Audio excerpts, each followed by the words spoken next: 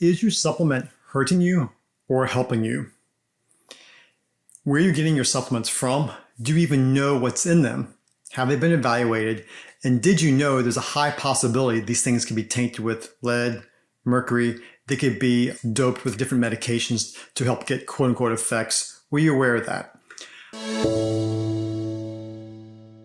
I'd like to talk about this over this next series of different blogs and webinars and whatnot, so people can start to realize that supplements can supplement.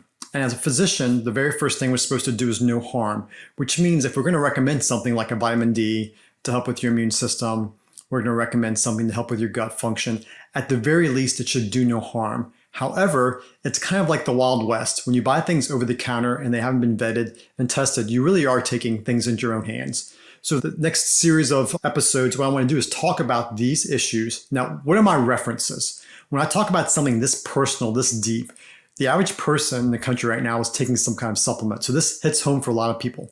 What are my references? The first one of the references I use is a place called Consumer Labs. Consumer Labs. They are the consumer reports of the supplement world.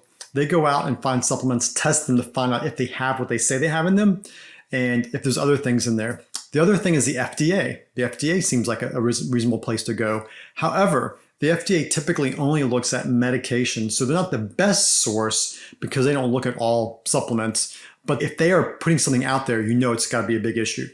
There's other resources from PubMed, which is the database for research in our country. It's where I go to get stuff and where physicians and scientists go to pull articles offline. These are the kind of resources I'm using. Now, for those of you who are skeptical, which is good, those of you who want to go a deeper dive, the articles I'm including, and I'm kind of referencing here, will all be below. Every one of these videos, every one of these blogs will have them all there.